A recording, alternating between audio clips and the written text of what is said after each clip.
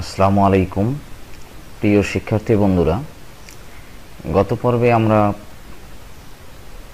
একটি দৃষ্টিনন্দন class routine কিভাবে অল্প সময়ে বানানো যায় এটি আমরা জেনেছিলাম এবং সেখানে আমরা ক্লিপবোর্ড, ফন্ট, অ্যালাইনমেন্ট এই তিনটি ব্লকে যে টুলবারগুলো আছে এই টুলবারগুলোকে ব্যবহার করে মাত্র 2-3 মিনিটে একটি দৃষ্টিনন্দন ক্লাস রুটিন বানানোর কৌশল আমরা শিখেছি। আজকে আমরা সেল ফরম্যাটিংয়ের সবথেকে গুরুত্বপূর্ণ একটি ফরম্যাটিং যেটি হচ্ছে নাম্বার ফরম্যাটিং সেটি নিয়ে আলোচনা করব। এটি এই জন্য সবথেকে বেশি গুরুত্বপূর্ণ কারণ মাইক্রোসফট এক্সেলে আমরা যে কাজেই করতে যাই না কেন সেটি কোনো হিসাব নিকাশ, কোনো অফিসের হিসাব নিকাশ কিংবা কোনো ছোট বড় ব্যবসা প্রতিষ্ঠানের হিসাব নিকাশ যাই করতে যাই না কেন এক্সেলে সবথেকে গুরুত্বপূর্ণ ভূমিকা রাখে এই নাম্বার ফরম্যাটিং টুলবারগুলো।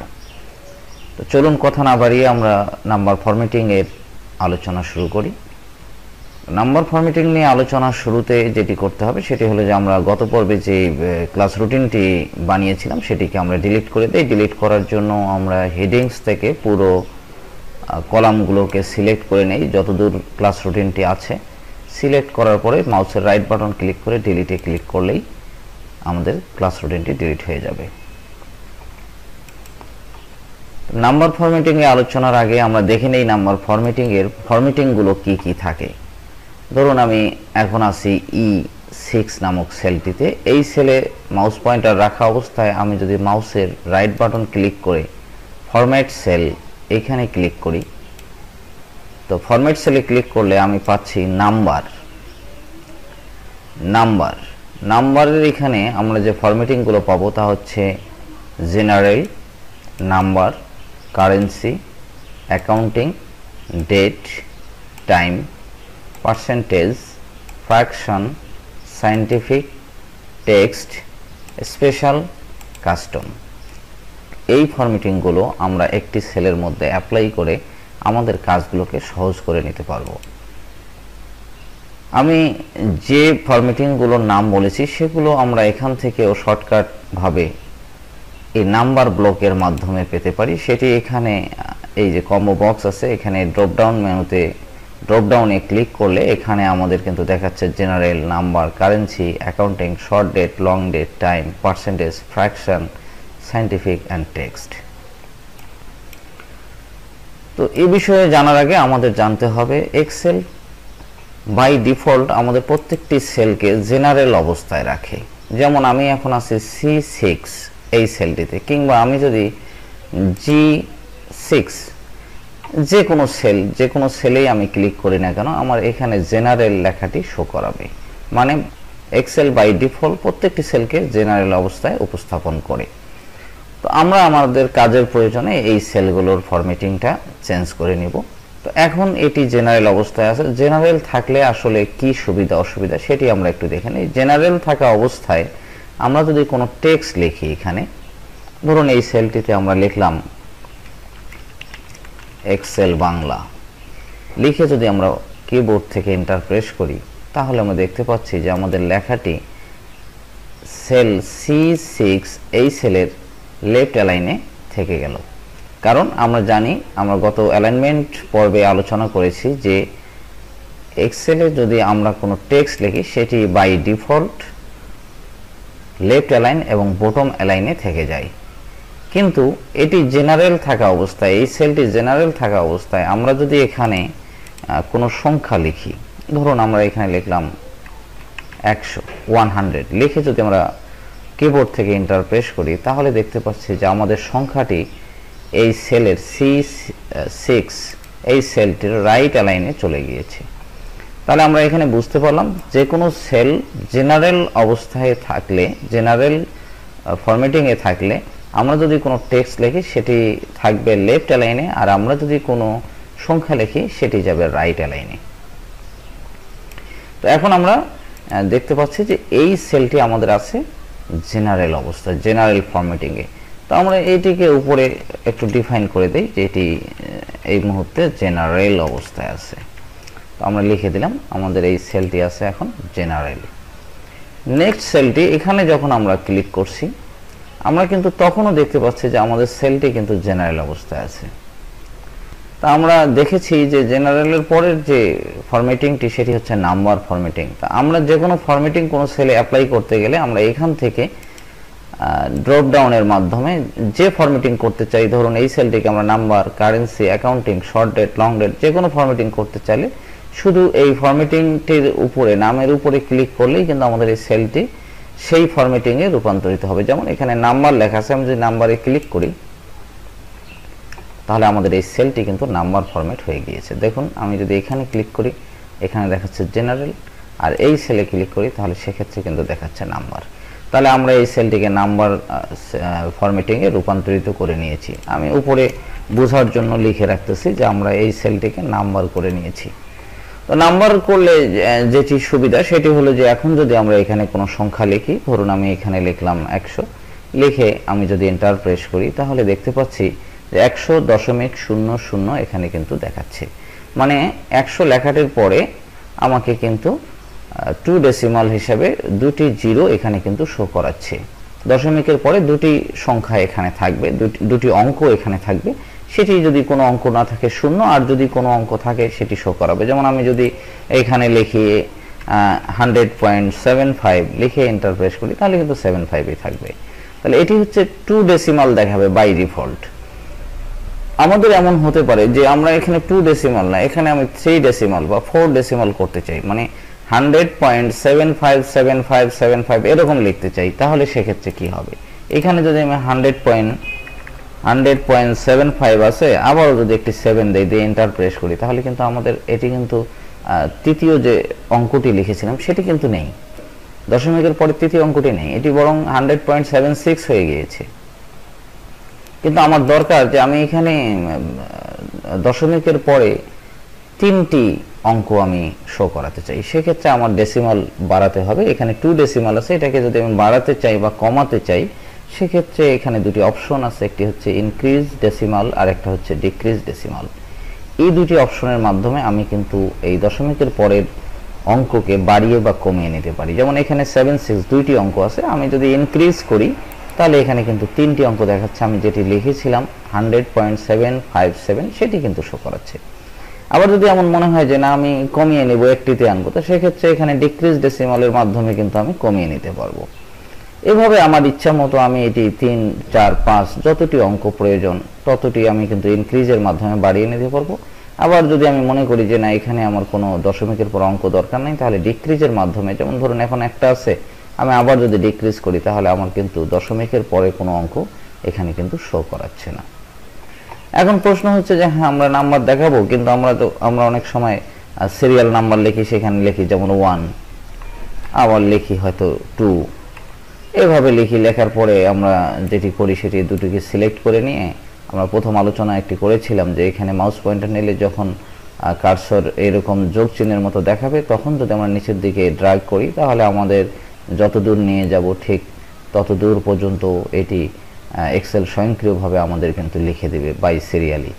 তো এখন যদি এমন হয় যে না আমি তো 1, 2, 3, 4, 5 লিখেছি, ঠিকই আছে, সমস্যা নেই, কিন্তু আমরা অনেক সময় দেখতে পাই যে না 01, 02, 03, 04 এরকম পাই, তো সেটি আমি কেমন করে লিখবো?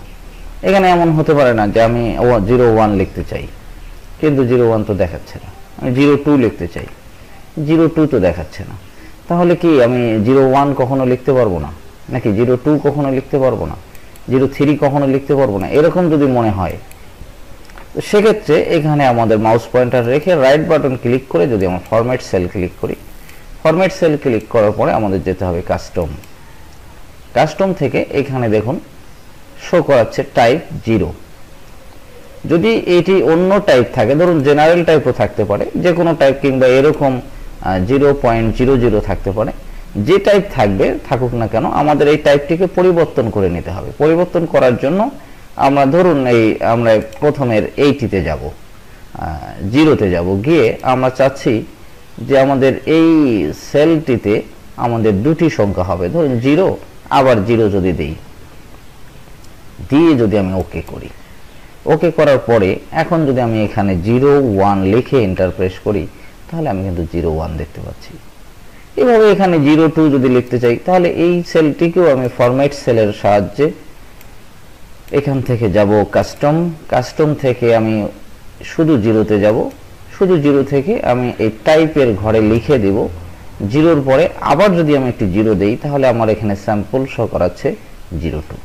এখানে যখন স্যাম্পল 02 আমরা পাচ্ছি তখন বুঝতেই পারছি যে এখানে আমাদের 02 হয়ে যাবে যদি আমরা এটিকে ওকে করি। তাহলে এটিকে ওকে করলে এটি কিন্তু 02 হয়ে যাচ্ছে। এভাবে কিন্তু আমরা সেলগুলোকে আমরা এরকম 01 02 করে লিখতে পারি এবং এটিকে নিচের সেলগুলোতে অ্যাপ্লাই করতে চাইলে আমরা ফরম্যাট পেইন্টার এটির সাহায্য নিয়ে আমাদের এই ফরম্যাটটিকে পুরো সেলগুলোর মধ্যেও কিন্তু আমরা অ্যাপ্লাই করে দিতে পারি। সেক্ষেত্রে কিন্তু আমরা 01 02 03 04 কিন্তু পেয়ে যাচ্ছি। কিন্তু আমাকে বলা হলো যে না 01 ঠিক আছে, কিন্তু এটি 001 বা 004 এরকম হবে, তাহলে কি হবে? সেক্ষেত্রে একইভাবে এখানে ক্লিক করে রাইট বাটন ক্লিক করে আমরা ফরম্যাট সেল থেকে কাস্টম থেকে এখানে দেখাচ্ছে 00। যদি এটি না থাকে তাহলে আমরা শুরুর দিকে যাব, গিয়ে আমরা এখানে শুধু 0 প্লেস করে এখানে দেখা যাচ্ছে যে 1 দেখাচ্ছে। এখন যদি আমরা 0 দেই 01 হচ্ছে, আবার 0 দেই 001 হচ্ছে, আবার যদি 0 দেই দেখুন স্যাম্পল 0001 হচ্ছে। আমরা 1 এর সামনে 3টি শূন্য চাচ্ছি, সেক্ষেত্রে সেটি স্যাম্পল শো করাচ্ছে এবং ওকে করার সাথে সাথে কিন্তু আমাদের 0001 শো করাচ্ছে। এখন এটিকে সিলেক্ট করে আমরা যদি ফরম্যাট পেইন্টারের সাহায্য নিয়ে আবারও নিচের দিকে এটিকে অ্যাপ্লাই করি তাহলে সেক্ষেত্রে আমরা কিন্তু দেখতে পাচ্ছি যে আমাদের প্রত্যেকটি সংখ্যা 4 অঙ্ক বিশিষ্ট এখানে শো করাচ্ছে এবং অঙ্কগুলো কিন্তু আমাদের মানও ঠিক আছে। যেমন এখানে 1 এর ক্ষেত্রে সামনে 00000 থাকলে এটির মানের কোনো পরিবর্তন হচ্ছে না। এরপরে যে বিষয়টি জানবো সেটি হচ্ছে যে কারেন্সি। আমরা এখন এই সেলটিকে ধরুন আমরা এই সেল E6 এই সেলটিকে কারেন্সিতে ফরম্যাটিং করব, তাহলে আমাদের ক্লিক করতে হবে কারেন্সি ক্লিকের সঙ্গে সঙ্গে আমাদের কিন্তু এই সেলটি কারেন্সি ফরম্যাট শো করাচ্ছে। দেখুন এটাতে যখন আমরা ক্লিক করছি জেনারেল, এটাতে ক্লিক করছি যখন স্পেশাল, কারণ আমরা এখানে স্পেশালি আমরা যেহেতু কাস্টম অ্যাপ্লাই করেছি এটা নাম্বার ফরম্যাটে থাকলে নাম্বার শো করাতো, এবং এখানে আমরা কিন্তু পাচ্ছি কারেন্সি। তো কারেন্সি যখন আসে তখন এখানে আমরা উপরে একটু কারেন্সি লিখে এটিকে ডিফাইন করে দেই যে আমাদের এই সেলটি এখন কারেন্সি। এরপরের একটু বাড়িয়ে নেই কলামটি, এরপরের যে সেলটি এটিও জেনারেল শো করাচ্ছে, এটিতে আমরা অ্যাপ্লাই করে দেব অ্যাকাউন্টিং। তাহলে অ্যাকাউন্টিং ক্লিক করার সাথে সাথে এই সেলটি অ্যাকাউন্টিং হয়ে যাবে। এই কলামটিও বাড়িয়ে নেই, তাহলে এই সেলটি হচ্ছে কারেন্সি, এই সেলটি হচ্ছে অ্যাকাউন্টিং। আমরা এখানে ডিফাইন করে দিলাম অ্যাকাউন্টিং, এটি জাস্ট বোঝার জন্য লিখে রাখলাম।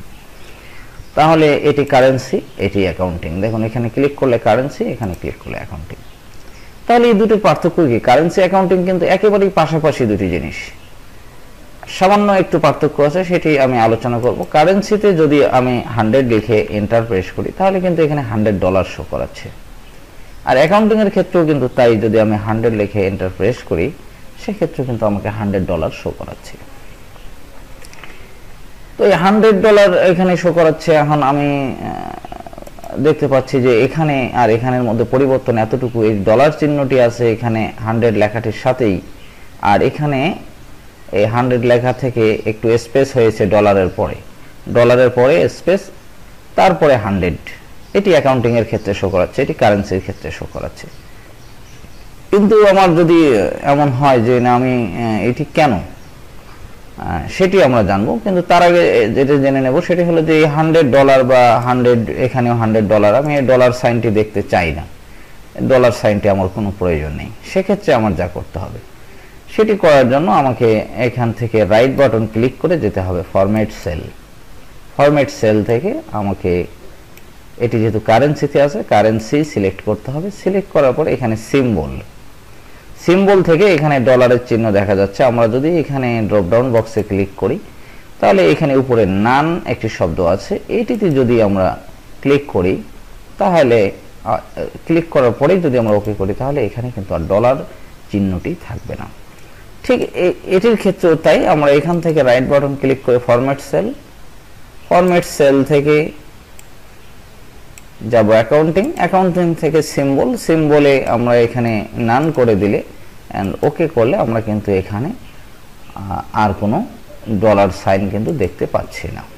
এটি আমাদের দেখার সুবিধার্থে, কিংবা আমরা বাংলাদেশে ডলার সাইন ইউজ করতে চাই না, সেক্ষেত্রে কিন্তু আমরা এই কাজটি করে নিতে পারি। তো এটি কারেন্সি, এটি অ্যাকাউন্টিং, এই দুটির তাহলে পার্থক্য কি? দুটি তো একই জিনিস, পার্থক্য এতটুকু যে আমি যদি এখানে কোনো মাইনাস সাইন সহ 100 লিখি তাহলে দেখুন পরিবর্তনটি, এখানে তো -100 দেখাচ্ছে, বাট আমি অ্যাকাউন্টিং এর ক্ষেত্রে যদি -100 লিখি সেক্ষেত্রে কি হয়? সেক্ষেত্রে কিন্তু আমাকে আর -100 দেখাচ্ছে না, এখানে কিন্তু ব্র্যাকেটের ভিতরে আমাকে 100 দেখাচ্ছে। এটি অ্যাকাউন্টিং এর ক্ষেত্রে সাধারণত এরকম ব্যবহার হয়, মাইনাস চিহ্নটি, ফিগারটি না দেখাই আমরা কিন্তু ব্র্যাকেটের মাধ্যমে এটিকে শো করিয়ে থাকি। এটি যদি যখন আমরা হিসাব নিকাশ করব তখন কিন্তু এটি মাইনাস হিসাবেই, এর বিহেভিয়ারটা কিন্তু মাইনাসই থাকবে, বাট আমাদের দেখার সময় কিন্তু এটি মাইনাস চিহ্নটা আমরা দেখতে পাচ্ছি না। বাট এখানে যখন আমরা ক্লিক করছি তখন দেখুন এখানে ফর্মুলা বারে -100 কিন্তু শো করাচ্ছে। তো এই হচ্ছে এটি। আরেকটি সুবিধা হলো যে আমরা ধরুন জিরো ভ্যালু দেখতে চাই না, সেক্ষেত্রে কিন্তু কারেন্সি অ্যাকাউন্টিং এর একটি ভূমিকা আছে। কারেন্সির ক্ষেত্রে যদি আমরা জিরো দিয়ে এন্টার প্রেস করি তাহলে কিন্তু এখানে 0.00 দেখাবে, কোনো ভ্যালু যদি জিরো হয় সেটা কিন্তু এরকম দেখাবে, কিন্তু আমরা চাচ্ছি যে না, এরকম না, জিরো চাই না, আমরা চাই যে যেখানে কোনো ভ্যালু নেই, জিরো হবে, সেখানে কোনো কিছু দেখাবে না, একটা ড্যাশ চিহ্ন দেখাবে। সেটির ক্ষেত্রে কিন্তু আমাদের এই কারেন্সি অ্যাকাউন্টিং ইউজ করতে হবে। অ্যাকাউন্টিং থাকা অবস্থায়, এখানে অ্যাকাউন্টিং আছে, অ্যাকাউন্টিং থাকা অবস্থায় যদি আমি জিরো লিখে এন্টার প্রেস করি তাহলে দেখুন এখানে কিন্তু আমার শুধুমাত্র একটি ড্যাশ চিহ্ন দেখাচ্ছে, এখানে কিন্তু কোনো জিরো দেখাচ্ছে না। এই হচ্ছে কারেন্সি আর অ্যাকাউন্টিং এর পার্থক্য। তাহলে আমরা আগের অবস্থায় যাই, যেমন আগে $100 লিখেছিলাম, 100 লিখেছিলাম, এখানেও 100 লিখেছিলাম এবং সামনে ডলার সাইন ছিল। এখন আমরা ডলার সাইন তুলে দিয়েছি, কারণ আমরা বাংলাদেশে ডলার সাইন দেখতে চাই না, এবং এক্সেল 3-তে সাধারণত বাংলাদেশি সাইন ইউজ করা একটু কষ্ট হয়, বিধায় অনেকেই এই কাজটি করে থাকে। তো আজকে আমি যে আলোচনাটা করব সেটি হচ্ছে যে আমাদের এই ডলার সাইন তুলে আমরা টাকায় এটি রূপান্তরিত করতে পারি। তো কিভাবে করব? এখানে 100 আছে, এটির সামনে যেমন ডলার সাইন ছিল, এখানে আমি টাকার সিম্বল, বাংলাদেশি যে সিম্বলটি সেটি ইউজ করতে চাই। সেটি ইউজ করার জন্য আমাকে মাউস পয়েন্টার এখানে রেখে রাইট বাটন ক্লিক করে যেতে হবে ফরম্যাট সেল। ফরম্যাট সেল থেকে যেতে হবে, এটি কারেন্সি অবস্থায় আছে এই জন্য যেতে হবে কারেন্সি।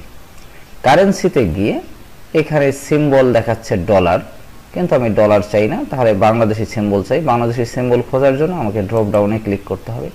ক্লিক করার পরে আমি এটিকে ধরে নিয়ে নিচের দিকে আস্তে আস্তে নামাতে পারি, কিংবা এখানে ক্লিকের মাধ্যমে নামাতে পারি, অথবা মাউসে হুইল স্ক্রল করে ঘুরাই নিয়ে আমি কিন্তু নিচের দিকে স্ক্রল ডাউন করে কিন্তু নিচে থেকে আমার বাংলাদেশ, বেঙ্গলি বাংলাদেশ লেখাটি সিলেক্ট করলেই আমার চিহ্নটি বাংলাদেশ হয়ে যাবে। এখানে বেঙ্গলি বাংলাদেশ আমরা দেখতে পাচ্ছি। এটিকে যদি আমরা ক্লিক করি, ক্লিক করে যদি আমরা ওকে করি তাহলে দেখা যাচ্ছে যে আমাদের 100 সামনে বাংলাদেশি টাকার যে সিম্বল সেটি কিন্তু শো করাচ্ছে। একইভাবে অ্যাকাউন্টিং এর ক্ষেত্রেও আমরা একই কাজটি করতে পারি। এখানে মাউস পয়েন্টার রেখে রাইট বাটন ক্লিক করে ফরম্যাট সেল, ফরম্যাট সেল থেকে আমরা সিম্বল, এখানে অ্যাকাউন্টিং সিলেক্ট করাই আছে, সিম্বল, সিম্বলে নান করা আছে, এখান থেকে আমরা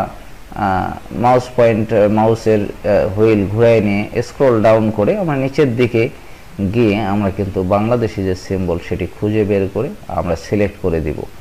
তো সেটি খুঁজতেছি, সেটি পেয়ে গেলেই আমরা সিলেক্ট করে দিব। হ্যাঁ, আমরা পেয়ে গেছি। এখানে বেঙ্গলি বাংলাদেশ এই লেখাটিকে সিলেক্ট করে আমরা যদি ওকে করি সেক্ষেত্রে আমার কিন্তু অ্যাকাউন্টিং এর ক্ষেত্রেও 100 সামনে বাংলাদেশি টাকা শো করাচ্ছে। কিন্তু এমন যদি হয় যে আমি যে অফিসে কাজ করি বা আমি যে ডাটাবেসটা তৈরি করব সেটি আসলে আমি সিম্বল না, টাকা আমি 100 পরে টাকা লিখে দিতে চাই, যেমন এরকম আমি লিখতে চাই 100 স্পেস টাকা, এরপরে আমি হয়তো লিখতে চাই 500 স্পেস টাকা। এইভাবে যদি আমি প্রত্যেকটির শেষে টাকা লিখতে থাকি তাহলে আসলে আমার কিন্তু বিরাট সময় অপচয় হবে, এবং সেটি কিন্তু আমার অবশ্যই নাম্বার ফরম্যাট বা কারেন্সি ফরম্যাটে শো করাবে না। সেটি কিন্তু আমার দেখাচ্ছে এখানে জেনারেল ফরম্যাট বা টেক্সট ফরম্যাট এটি কিন্তু শো করাচ্ছে, যার ফলে এটা লেফট অ্যালাইন থেকে যাচ্ছে। তো আমি লেফট অ্যালাইন তো আমি টেক্সট ফরম্যাট চাই না, আমি চাই এটি নাম্বার বা কারেন্সি ফরম্যাটে থাকবে এবং সেটি শেষে এরকম টাকা লেখা থাকবে। তাহলে কি করব?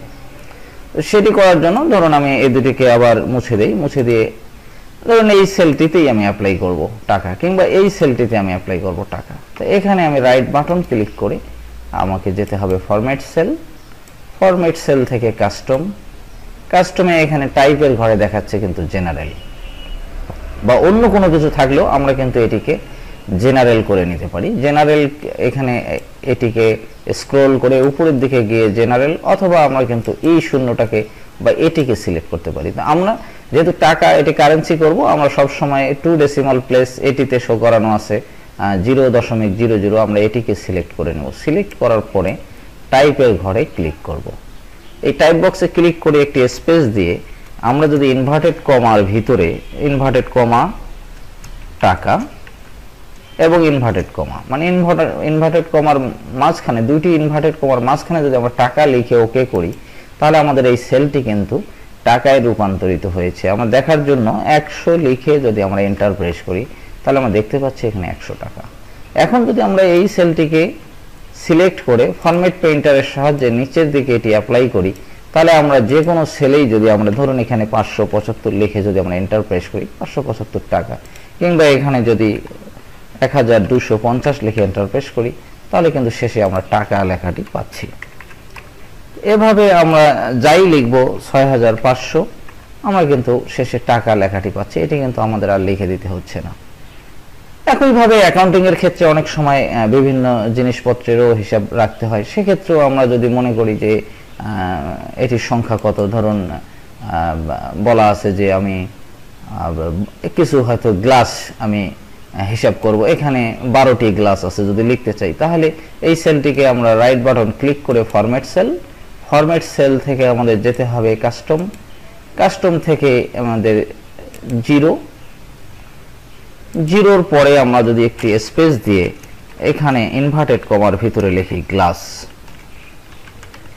লিখে যদি আমরা ইনভার্টেড কমা ক্লোজ করে দিয়ে ওকে করি, তাহলে আমাদের এটি কিন্তু গ্লাসে রূপান্তরিত হচ্ছে। এখন এখানে যদি আমরা 25 লিখে এন্টার প্রেস করি, তাহলে এখানে 25 গ্লাস শো করাচ্ছে। এখানে এরকম পিস, ফিট বা এখানে ফ্রিজ, 25টি ফ্রিজ যদি আমরা শো করাতে চাই, বা 25, কিন্তু ক্যালকুলেশনের ব্যাপারে যখন আমরা এটি যোগ বিয়োগ গুণ ভাগ করব, তখন কিন্তু এটি শুধুমাত্র 25 এই সংখ্যাটি কিন্তু দিয়েই আমাদের সে কাজটি হবে। সেখানে কিন্তু এই গ্লাস লেখাটি কোনো ভূমিকা থাকবে না, বরং আমাদের ফলাফলের সঙ্গেও গ্লাস লেখাটি কিন্তু শো করাবে। এই নাম্বার ফরম্যাটিং এর এই আলোচনার মাধ্যমে এই পর্বটি শেষ করছে। পরের লেসন দেখার আমন্ত্রণ জানিয়ে বিদায় নিচ্ছি। আল্লাহ হাফেজ।